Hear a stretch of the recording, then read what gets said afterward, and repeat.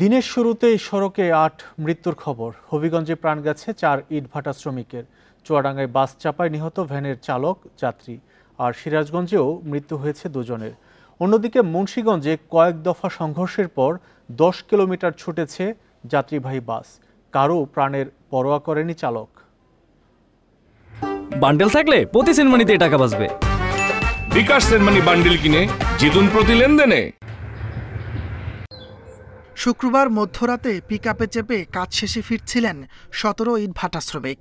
এ সময় উল্টো দিক থেকে আসা পণ্যবাহী ট্রাকের সঙ্গে হয় সংঘর্ষ। এতে ঘটনাস্থলে মৃত্যু হয় ৪ পিকআপ আরোহীর। হয়নি বাড়ি ফেরা।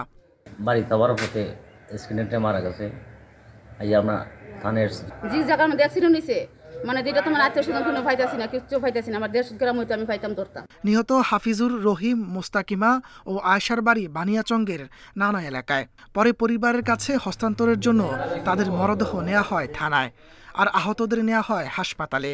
আশা কোম্পানির সামনে বাহননগর এলাকায় ট্রাক এবং পিকআপ মুখোমুখি হয়। মুখোমুখি হওয়ার পরে ঘটনাস্থলে ৪ জন মারা যায়। বাসাবাড়ি মালামাল পরিবর্তন করার জন্য তারা বাড়িতে যাচ্ছিল। তাদের মালামাল লাগেজ নিয়ে যাচ্ছিলেন তাদের বানিয়াচঙ্গের দিকে। চুয়াডাঙ্গার ৯ মাইল বাজারে একটি ব্যাটারি চালিত ভ্যানকে চাপা দিয়েছে বাস। এতে সেখানে মৃত্যু হয় ভ্যানের চালক ও এক আরোহীর।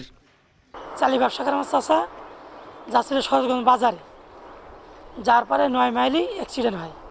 সিরাজগঞ্জের নয়ানগাতিতে সিমেন্টবাহী ট্রাকের সঙ্গে সংঘর্ষ হয়েছে মাইক্রোবাসের।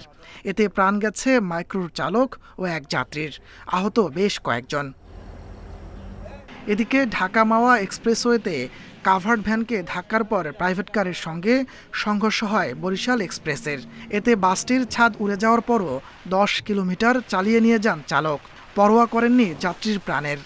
এই ঘটনায় 7টায় শুধু ভেঙে পড়েছে, এরকম খুব বড় ধরনের কোনো কেউ আহত বা নিহত হয় নাই। আমরা দ্রুত রেসপন্স করে এই কাজটা আমরা দ্রুত উদ্ধার করতে সক্ষম হয়েছি। পরে আহত ২০ যাত্রীকে উদ্ধার করেন পুলিশ ও ফায়ার সার্ভিস। সহকারী সহ পালিয়ে গেছেন অভিযুক্ত চালক।